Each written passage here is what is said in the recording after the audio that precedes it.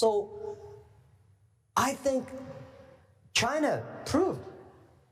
In America, Democratic or Republican, you don't know, you got confused. The policy of Democratic and policy of democracy is always changing. You don't know who will be the next president. And you just get used to that, there's a new policy comes.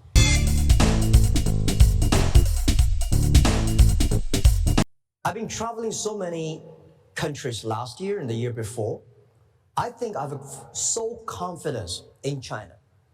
Number one, the stability of political system.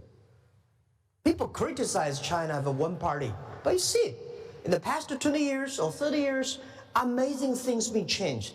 In America, Democratic or Republican, you don't know, you got confused. The policy of Democratic and policy of democracy is always changing. You don't know who will be the next president. And you just get used to that, there's a new policy comes. So, China stabilized. You will never see a party, a country like that so stabilized. I've been traveling so many countries. Second, go ahead. Go the second thing is that China is such a safe society. We don't have more than 200 million guns. People own it, right?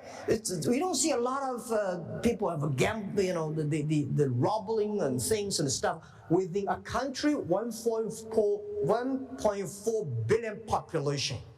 It's comparatively the most safest country in the world. And the third, the market in the past 30 years, China is big, but shallow, not deep.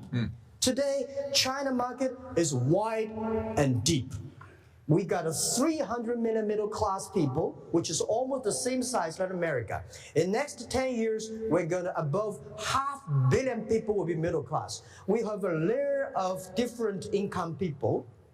And the other thing is very important, we have talents.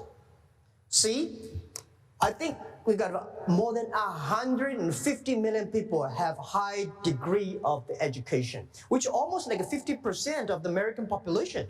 And then lastly, I am confident in this country. This country is still talking about globalization. It's still talking about open door policy and encouraging entrepreneurships. This is I'm feel confidence about. I'm going to go back to the first one, stability. Yeah. The theme of this conference is openness and innovation.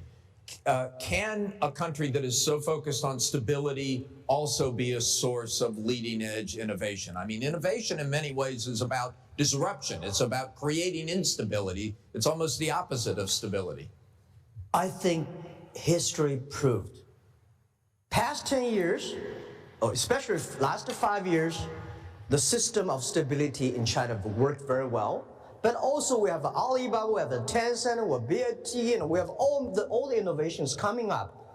Innovation is not about engineering. Innovation is about you solve problems for today, tomorrow, and future. So this is what I believe. Where does the innovation come from? You have to solve the problem. The big problem, you have to solve the problem. You have to solve the problem in a different way, most efficient way, and you have to solve the problem by results. So I think China proved